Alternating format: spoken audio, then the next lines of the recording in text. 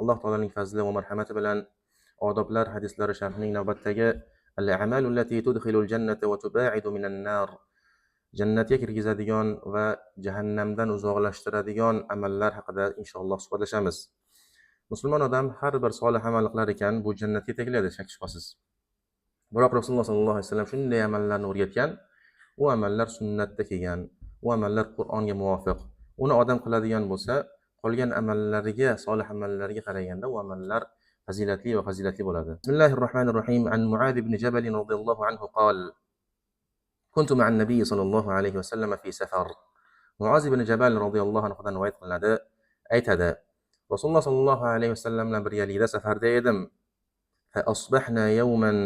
فأصبحت يوما قريبا منه ونحن نسير فقلت يا نبي الله أخبرني بعمل يدخلني الجنة ويباعدني من النار. Biz kunlarning birida Rasululloh sallallohu alayhi vasallam bilan birgalikda safarda edik va men unga yaqin holatda edim va biz ketayotgandik yo'lda. Shunda men aytdimki, ey Allohning nabiyyi, menga shu narsani xabarini beringki, menga bir amalni xabarini beringki, u amal meni jannatga kirgizsin va jahannamdan uzoqlashtirsin. قال لقد سألت عن عظيم وإنه ليسير على من يسره الله عليه. Ey Muaz, shunda Rasululloh sollallohu alayhi vasallam aytdiki, ey Muaz, siz juda ham ulkan narsa to'g'risida so'radingiz. Biroq u ulkanligiga qaramasdan Alloh taolo uni yengillashtirib qo'ygan odamga u juda ham yengildir dedi. Ta'budulloha va la tushriku bihi shay'an. Birinchisi, Alloh taologa ibodat qilasiz, unga biror narsani sherik qilmaysiz. Va tuqimus solah, va namozni qoim qilasiz. Va tu'tiz zakah, va zakatni ado etasiz. Va tasumu Ramazon, va Ramazon ro'zasini tutasiz. Va tahujjul bayt, va yana haj qilasiz agarda qodir bo'lsangiz. Thumma qol ala adulluka ala abwabil khayr. Shunday deb turib, ya'ni shahodat keltirasiz, Alloh taologa shirk keltirmaysiz, ibodat qilasiz, namoz o'qiysiz, ro'za tutasiz, haj qilasiz deb turib, shunda Rasululloh sollallohu alayhi vasallam gapining davomida yaxshilik eshiklariga sizni dalolat qilaymi, ya'ni chorlab qo'yaymi ey Muoz dedi. Deb turib aytdiki, as-sawmu junna. Naflga o'tyapti endi. Ro'za bu qalqondir dedi. Was-sadaqatu tudfi'u al-khati'a. Va sadaqa gunohlarni tudfi'u, o'chirib tashlaydi. Wa salatu ar-rajuli fi jawfi al-layli thumma qara'a qawluhu ta'ala tatajafa junubuhum 'anil madaji'. Va shunda Rasululloh sollallohu alayhi vasallam gapining davomida aytdiki, va kishining tunning yarmida o'qigan namozi deb turib, mana bu oyatni o'qiydi. Tatajafa junubuhum 'anil madaji' yad'una rabbahum khawfan wa tama'a wa mimma razaqnahum yunfiqun. Alloh taolo shunday bandalarini oyatda maqtaydiki, tatajafa junubuhum, ular yonboshlarini yotadigan joylaridan uzoqlashtiradilar. Ya'ni qiyamul laylga turadilar. Fil madaji' yad'una rabbahum khawfan wa tama'a. Va tunning yarmida turib Robbilariga duo ibodat qiladilar. Khawfan wa tama'a. Alloh taolodan qo'rqqan holatda va shu bilan birgalikda Alloh taolodan tama qilgan holatda. Nimani tama qiladi?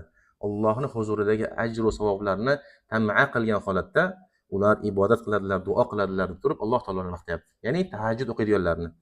Va mimma razaqnahum yunfiqun. Va ularga biz rizq qilib bergan narsalardan ular infoqlar qiladilar, sadaqalar qiladilar. turib hatta balagha ya'lamun fala ta'lamu nafsun mimma ukhfiya lahum min qurrati a'yun jazaan bima kanu ya'malun degan oyatni o'qidi.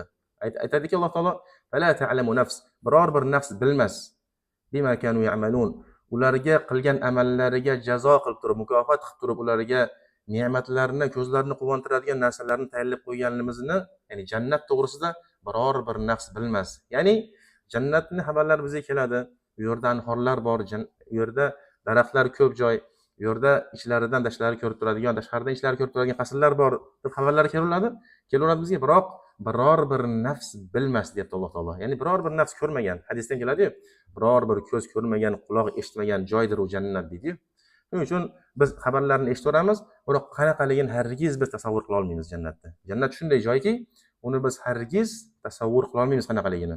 Alloh taolo aytadiki, ularga ko'zlarini quvontiruvchi ne'matlar, qilgan amallariga yarasha jazo bo'ladigan, ya'ni mukofot bo'ladigan ne'matlarni, ko'zlarini quvontiradigan ne'matlarni biror bir nafs bilmas degan oyatlarni o'qidi Rasululloh sollallohu alayhi vasallam. Summa qol, va yana gapini davomida aytdiki, ala ukhbiruka bi ra'sil amri wa umudihi wa dharwati sanamihi. Shunda aytdiki, ey Muaz, sizga ishning boshini, ya'ni kallasini va yana uning ustunlarini va yana uning eng cho'qqi joylarini o'rgataymi, xabarini beraymi deb turib deganda Muoz aytdiki, faqultu bala ya Rasululloh. Shunda aytdimki, deyapti Muoz, ayting-da ey Rasululloh dedi.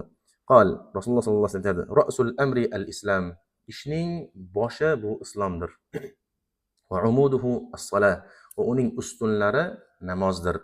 Va darwatu sanamihi al-jihad. Va uning eng ulkan cho'qqilari Allohning yo'lida kurashlikdir. Thumma qol, so'ng aytdiki, ala ukhbiruka bimilaki أو بملاك ذلك كله فقلت له بلى يا نبي الله فأخذ بلسانه فقال كف عليك هذا. Shunda Rasululloh sollallohu alayhi vasallam mana shunday amallarni, ya'ni jannatga kirizadigan, jahannamdan uzoqlashtiradigan amallarni bitta sanab bo'lgandan keyin eng oxirida xitoman qilib turib aytdiki, mana shularni barchasini bittada egallab qo'yishlikni, barchasini egallashlikni, barchasiga xo'jayinchilik qilishlikni, barchasiga erishishlikni sizga o'rgataymi ey Muoz dedi. Shunda Muoz xursand bo'lib ko'tarmadi. Ayting-da ey Nabiyalloh dedi. Shunda Rasululloh sollallohu alayhi vasallam tilini ushlab turib, kuffa alayka hada, mana buni tiyib yuring dedi. Tilini ushlab turib, mana buni tiyib yuring dedi. Mana shuni tiyib yuradigan bo'lsangiz, hammasiga erishasiz dedi. Faqultu lahu, shunda Muoz aytadiki, Rasululloh sollallohu alayhi vasallamga qarab aytdimki, ya Rasululloh, va inna la mu'akhadhuna bima natakallamu bih. Faqala fakilatka ummuka ya Muoz, wa hal yakubbu an-nasa على وجوههم في النار أو قال على مناخرهم إلا حصائد ألسنتهم. Shunda Muoz taajjublanib aytdi-da, "Ya Rasululloh, ey Allohning rasuli, biz hali tilimizga, gapirayotgan gaplarimizga ham hali javob beramizmi qiyomatda?" dedi. Shunda Rasululloh sollallohu alayhi vasallam aytdiki, "Onangni siz yo'qotib qo'ygur ey Muoz" deb turib, ya'ni arabcha so'kdi. Arablarning odatida onang seni yo'qotib qo'ygur deb turib so'kardi-da. Onang sizni yo'qotib qo'ygur ey Muoz, bilmaysizmi-ki, insonlarni jahannamga yuzlari bilan uloqtirilishlikka ayni sabab bo'lgan narsa ularning tillari ekanligini bilmaysizmi? Va yana boshqa rivoyatda ularning tillarini natijasida ular jahannamga yuzlari bilan uloqtirilishligini bilmaysizmi dedi. Termiziy rivoyati. Mana bu hadis Rasululloh sollallohu alayhi vasallam bizlarga jannatga kirgizuvchi va yana jahannamdan uzoqlashtiruvchi amallarni xabarini beryapti. Bu yerda birinchi olinadigan foyda, demak, bizning e'tiqodimiz shunday ekanki, jannatga inson amallari bilan kiradi. Ya'ni amallari sababidan kiradi. Bu Rasululloh sollallohu alayhi vasallam mana bu hadisiga hech qachon ta'arrud bo'lmaydi, ya'ni teskari kelmaydi. Rasululloh sollallohu alayhi vasallam aytganki, hech qaysingiz o'z amali bilan jannatga kira olmaydi degan hadisga teskari kelmaydi bu. Ya'ni Alloh taolaning fazli bilan kiradi, to'g'ri. Biroq amal qilgan odamgina jannatga kiradi. Ya'ni amal bu matlub narsa. Ya'ni shunday toifalar borki, iymon bu shahodat keltirib qo'ysan, bo'lsa musulmonsan, amal qilish bu shart emas deydi. Alloh taolo xolasa azoblaydi, xolasa jannatga kirgizib yuboradi, shunday kechirib yuboradi deydi. Ammo to'g'ri so'z shuki, iymon degan al-iymon qawlun va amal. Iymon ya'ni so'z, ya'ni shahodat aytishlik, la ilaha illalloh Muhammadur rasululloh guvohlik berishlik, so'ng amal qilishlik, ya'ni namoz o'qishlik, hajlarni qilishlik. Chunki Rasululloh sollallohu alayhi vasallam bu hadisda rasul amri al-islam, ishning boshi, ya'ni usiz ish bo'lmaydigan narsa, hamma narsaning boshi yo'q bo'lsa, qolgani ham yo'q bo'ladi-ku. Boshi nima deyapti? Islom dini deyapti. Musulmon bo'lmasa undan sadaqasi qabul qilinmaydi, ro'zasi qabul qilinmaydi, namoz qabul qilinmaydi. Ya'ni usiz yo'q bo'ladigan narsa, bu boshi bo'lgan narsa bu nima ekan? Ishning boshi bu islom. Ammo uning ustuni degani usiz u bosh qulab tushadi degani. Uning ustuni nima deyapti? Namozdir deyapti. Ya'ni usiz u islom barpo bo'lmaydi deyapti. Ya'ni amalsiz islom bo'lmaydi deyapti. Va yana uning eng baland cho'qqilari Allohning yo'lida kurashishlik deyapti. Mana bu yerda Muoz ibn Jabalning xislatidan, fe'llaridan foyda olamizki, Muoz ibn Jabal Rasululloh sollallohu alayhi vasallamga yaqinlashdi deguncha nima deyapti? Dinini o'rganyapti. Ya'ni so'rayapti. Dinini haqida so'rashlik, dini haqida izlanishlik va uning g'ami oxirat bo'lishligi bu iymondandir va sahobalarning xislatlaridandir. Sahobalarning g'ami nima bo'lgan ekan demak? G'ami shu jannatga qanday kirsam, jahannamdan qanday uzoqlashib olsam bo'lganda, birinchi o'rinda Rasululloh sollallohu alayhi vasallam birga bo'ldi deguncha nima bo'lyapti? Uni so'roq savollari, g'amlari qayerda bo'lyapti? Oxirat bo'lyapti. Kishi nimani g'am qiladigan bo'lsa, ana shu to'g'risida savollar ko'payar ekanda. Sahobalarning savollari shuna bo'lganda, faqatgina oxirat to'g'risida bo'lgan. Nima qilsam men jannatga kirib olaman? Nima qilsam men jahannamdan qutulib qolaman? Shuning uchun kishining g'ami oxiratdan bo'lishligi bu iymonidandir. Va yana mana shu hadisdan foydalangan holatda aytiladiki, ahli ilmlar bilan odamlar, ahli ilmda oldida bo'ldingiz deguncha, siz undan birinchi o'rinda oxiratingizga foydali bo'lgan narsalarni so'rab olishi ham bu sunnatdan bo'ladi. Va yana Rasululloh sollallohu alayhi vasallam mana bu yerda shuncha amallarni sanab o'tdi-da, shuncha amallarni sanab o'tib turib, bu amallar eng ulkan bo'lgan amallar. Shahodat keltirishlik bu eng ulkan bo'lgan amal. La ilaha illalloh Muhammad rasululloh tavhidga amal qilishlik, Alloh taoloning o'zigagina sig'inib olishlik bu juda ham qiyin amal. Qanday? Biz Alloh taolo Robbim deyamiz, Muhammad sollallohu alayhi vasallam payg'ambarim deyamiz, ammo uni o'zigagina ibodat qilyapmizmi? Ibodat u nima? Ibodat u Alloh taologa namoz o'qishlik. Ibodat u muhabbat qo'yishlik. Ibodat u qo'rqishlik. Hammasini Alloh taoloning o'zigagina sarflashlik, o'zigagina mashlarni bag'ishlashlik bu tavhid bo'ladi. Alloh taoloning o'zigagina sig'inib unga sherik keltirmaslik bo'ladi. Alloh taoloning o'zigagina sig'inib unga sherik keltirmaslik, sevsa birinchi o'rinda Alloh sevadi.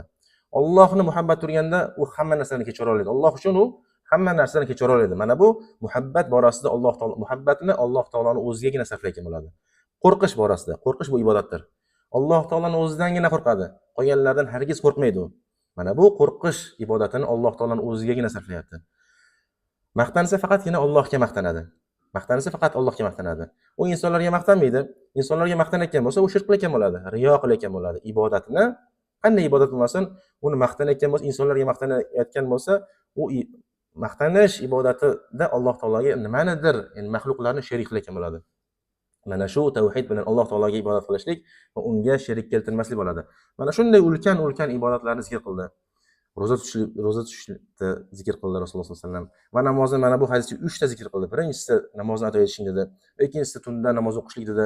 Va yana uchinchisi ishning ustuni nima dedi? Namozdir turib 3 marta namozni zikr qildi. Bu yerda namozning fazilati ham keladi bu hadisda. Ya'ni 3 marta Rasululloh sollallohu alayhi vasallam namozni ta'kidlab aytishligi bu namozni o'ta ham muhimligiga dalolat qiladi. Mana shunday ulkan amallarni Rasululloh sollallohu alayhi vasallam sanab turib, oxirida nima dedi? Ey Muoz, mana shularning barchasini egallashlikni, mana shularning barchasiga egadorlik qilishing xohlaysizmi? Ya'ni savoblarini egallashing xohlaysizmi? Dedi Rasululloh. Muoz aytdiki, "Hada ya Rasululloh" dedi. Unda tilingizni tiyib yuring dedi. Yolg'on gapirmang dedi. Chunki yolg'on to'g'risida vaylul lil mukazzibin, vaylu yawma idhil lil mukazzibin, fawaylul lil mukazzibin. Ya'ni mukazzibin yolg'onchilar to'g'risida oyatlari juda ham ko'p. Yana vayl bo'lsin ularga, ya'ni ularga jahannam bo'lsin turib Alloh taolo Qur'onni necha marta mazammatlagan. O yana kofirlarni ham mazammatlayotgan paytda, ularni sifatlayotgan paytda mukazzibin allazina yukazzibuna bi yawmiddin. Ular qiyomat kunini yolg'onchiga chiqaradiganlardir. Yolg'on sifatini faqatgina kofirlarga ishlatadi, munofiq va kofirlarga ishlatadi. Mana bu yolg'on gapirib, tilingizni tiyib yuring, yolg'on gapirmang. Birovni g'iybat qilmang, g'iybatdan tiyiling. Birovlarni gapirishdan tiyiling, birovlarning sha'nlarini gapirishdan tiyiling. Ana bu zinokor. Birovlarning sha'nlarini gapirishlik bu insonni oxiratini kuydirib yuboradigan, oxiratda uni bankrot qiladigan narsa-da bu. Va yana ahli ilmlar to'g'risida gapirishlik. O'zingiz din uchun hech narsa qilmagansiz. Alloh taolo uchun hech narsa, oxiratingiz uchun hech narsa taqdim qilmagansiz. Ya ayyuhallazina amanu taqulloha wal tanzur nafsun ma qaddamat lighad. Ey iymon keltirganlar, Allohdan qo'rqinglar va yana oxirat kuniga taqdim qilib qo'ygan narsalarga bir qarab qo'yinglar. Oxiratga o'zi siz nimani taqdim qilib qo'ydingiz? Nimani din uchun siz qilib qo'ydingizki, ahli ilmlar to'g'risida gapirasiz. Birovlar to'g'risida gapirasiz. Harakat qilayotganlar to'g'risida gapirasiz. Ya'ni Rasululloh sollallohu alayhi vasallam aytdiki, mana shuni hammasiga egdorlik qilmoqchi bo'lsangiz, tilingizni tiyib yuring ey Muoz dedi. Endi bu tilni tiyishlik bu eng qiyin narsadan bo'lgan narsa bu, qiyin ibodatlardan bo'lgan narsa. Chunki Rasululloh sollallohu alayhi vasallam boshqa hadisda aytadiki, "Man kana yu'minu billahi wal yawmil akhir falyaqul khayran aw liyasmut." Kim oxirat kun Allohga va oxirat kuniga iymon keltiradigan bo'lsa deyapti. Ya'ni buni teskarisi nima? Buni teskarisi iymon keltirmaydigan bo'lsa, yomonlik gapiraversin. Iymon keltirmaydigan bo'lsa, yaxshilikni umuman gapirmasin deganda. Hadis teskarisi nima? Hadisda zohir nima deyapti? Oxirat kuniga Allohga iymon keltiradigan odam yaxshi gapni gapirsin, bo'lmasa jim tursin deyapti. Endi buni teskarisi nima hosil bo'ladi? Oxirat kuniga kim iymon keltirmadim deydigan bo'lsa, xohlagan gapiraversin deyapti. Shuning uchun bu til to'g'risida hadislar, oyatlar juda ham ko'p kelgan. Va tahsabunahu hayyina va huwa indallohi azim. Va sizlar mana bu aytayotgan yengil sanab turib aytayotgan narsalar yengil sanaysizlar. Tahsabunahu hayyina, yengil sanab qo'rasizlar. Au kofir deb qo'rasizlar. Au munofiq deb qo'rasizlar. Au va'daboz deb qo'rasizlar. Au kazzob deb qo'rasizlar. Au zinokor deb qo'rasizlar. Bu yengil sanarasizlar. Biroq bilmaysizki, u aytayotgan gapingiz Alloh taoloning huzurida og'ir gap bo'lishligi mumkin. Va huwa indallohi azim. Bu Allohning huzurida u ulkan bo'lishligi mumkin. Shuning uchun Alloh taoloni agarda siz Alloh taoloni muhabbat qilib qo'ygan birorta bandasi to'g'risida shunaqa gapirib qo'ygan bo'lsangiz, Alloh taoloni g'azabiga ketib qolishi mumkin. Rasululloh sollallohu alayhi vasallam hadis keladi-yu, bir odamni juda ham da'vat qiladi. Da'vat qilaveradi, haqqa chaqiraveradi, ammo u odam haqqa kelmaydi. Ma'siyatda yuraveradi, zallat yuraveradi, fusuqda yuraveradida, oxirida haligi da'vat qiluvchi odam eslatilayotgan odamga kelib turib aytadiki, senga gaplar befoyda, seni Alloh kechirmaydi deydi. Haligini hidoyat topmayotganligini ko'rib turib, da'vatchi odam oxiri aytadiki, Alloh taoloning nomidan hukm chiqarib qo'yadi u. Alloh taolo seni kechirmaydi deb qo'yadi. Shunda Rasululloh sollallohu alayhi vasallam aytadiki, Alloh taolani shu paytda aytdi deydi. Men seni shu paytga to'g'ri qilgan amallaringni ey da'vatchi habata qildim va jahannamiy bo'lding va mana bu odamning gunohlarini kechirdim. Sen kimsanki meni mag'firatimdan to'sib qo'yadigan deb turib, boyagi odamni ikkovini o'rnamashib qo'yib Rasululloh sollallohu alayhi vasallam xabar beradi. Shuning uchun Rasululloh sollallohu alayhi vasallam bosh hadisda aytadi, ihfaz lisanak, tilingni saqlagin, ya'ni tilingni tiyib yurgin deydi. Mana bu musulmon kishi ayni paytda va ayni hozirgi kunimizda ko'pchilik musulmonlar mana bu odobga, mana bu tilni saqlab yurishlik odobiga ehtiyoji bor bo'lib qolgan holat bu tilni saqlashlik. Mana bu hadisdan olinadigan foydalar: shiddatu ihtimam Muaz radhiyallohu anhu bil a'mali solihah. Mana bu hadisdan olinadigan foydalar Muaz ibn Jabalning solih amallarga bo'lgan ehtimomi, g'am qayg'usini ko'ryapmiz. Ya'ni sahobalarning g'am qayg'ulari faqatgina solih amallarni qilib olay, jahannamdan uzoqlashib olay. Anna al-a'mal as-soliha sababun li dukhulil jannah. Va mana bu hadisdan olinadigan foyda shuki, solih amallar demak nima ekan? Jannatga kirishlikka sababchi bo'lar ekan. Boya aytganimizdek. Chunki qancha oyatlar bor. Jazaan bima kanu ya'malun. Ular jannat va'da qilinib turib, ularga jannatlar bordir deb turib, Alloh taolo oxirida nima deydi? Ularni qilgan amallari uchun jazoan beriladigan jannat deydi. Ya'ni qilinadigan amallariga yarasha bu mukofotdir deb turib aytiladi. Anna tawfiqa bi yadillahi azza wa jalla. Va yana mana bu hadisdan olinadigan foyda shuki, tavfiq bu faqatgina Alloh taoloning azza va jallaning qo'lidadir. Faman yussiru lahu al-hidayata ihtada. Kimga Alloh taolo hidoyatni yengil qilib qo'ygan bo'lsa, u bas hidoyat topadi. Va man la fala. Kimgaki Alloh taolo hidoyat ne'matini yengil qilmagan bo'lsa, u hargiz hidoyat topolmaydi. Unga borib turib 100 marta eslating, 1000 marta eslating, ammo u hidoyat topolmaydi. Chunki Alloh taoloning qo'lidadir bu hidoyat ne'mati. Va yana al-hirsu ala ta'allumil ilmi an-nafi'. Mana bu hadisdan biz shuni foyda olamizki, inson o'ziga foydali bo'lgan narsalarni ta'limotini olish kerak. Ya'ni harakat qilayotgan narsalari, haris qo'yayotgan narsalari o'zi dunyosiga va oxiratiga foydali bo'lishi kerak. Va yana eng asosiysi bo'lgan al-iktharu min a'malis sirr allati لا يطلع عليها إلا الله كالصيام والصدقة والصلاة في جوف الليل وذلك لأنها أدعى للقبول والإخلاص والصدق. ويانا insonlarni ko'zdan yashirib, faqatgina Alloh taologa yana buni oshkora qilib turib, sirriy ravishda ibodatlarni ko'paytirishlik, sadaqa, namoz va tunning yarmida bo'ladigan namozlar. Mana bu narsalar Alloh taoloning huzurida eng qabul bo'lishiga umid qilinadigan va yana ixlosni kuchaytiradigan va rostgo'ylikni Alloh taoloning huzurida siddiq, ya'ni rostgo'y bo'lib yozilishlikka sababchi bo'ladigan narsalar bu sirriy ravishdagi ibodatlarni ko'paytirishlikdir. Chunki biz shunaqamiz, ibodatlarimizni ko'p sanaymiz. Insonlarni oldida qilayotgan ibodatlarimizni ibodat qilyapmiz deb o'ylaymiz. Insonlarni ko'rib turgan paytida, jamoat paytida, masjidlarda hammani ko'z oldida qilayotgan ibodatlarimiz ko'p tuyulishi mumkin. Ammo kim rostgo'y bo'lay deydigan bo'lsa, salaf solih aytgandek, agar rostgo'y bo'lmoqchi bo'lsang, insonlarni oldida ko'zlariga ko'rinayotgan qilayotgan ibodatlaringni hech kim yo'qligida ham qilgin. Shunda Alloh taoloning huzurida sen haqiqiy rostgo'y, Alloh taoloning huzurida haqiqiy muxlis va yana muxlis banda bo'lasan deb turib salaf solihinlar aytishadilar. Alloh taolo barchamizga mana bunday Alloh taologa yana ko'rinadigan, sirriy ravishda qilinadigan ibodatlarni barchasini qilishlikka va yana Rasululloh sollallohu alayhi vasallamdek aytganidek tillarimizni yolg'ondan, lag'uvdan, fahsh so'zlardan, qo'shiqlardan, haromlardan, yolg'on guvohlikdan, bo'xton tuhmatlardan, shirk kalimalarini aytib qo'yishlikdan va musulmonlarning sha'nlariga yomon narsalarni aytishlikdan Alloh taolo barchamizni saqlasin va yana Alloh taolo barchamizga tavfiq bersin. Hada vallohu a'lam va sallallohu va sallama ala nabiyyina Muhammad valhamdulillahi robbil alamin. Assalomu alaykum va rahmatullohi va barakatuh.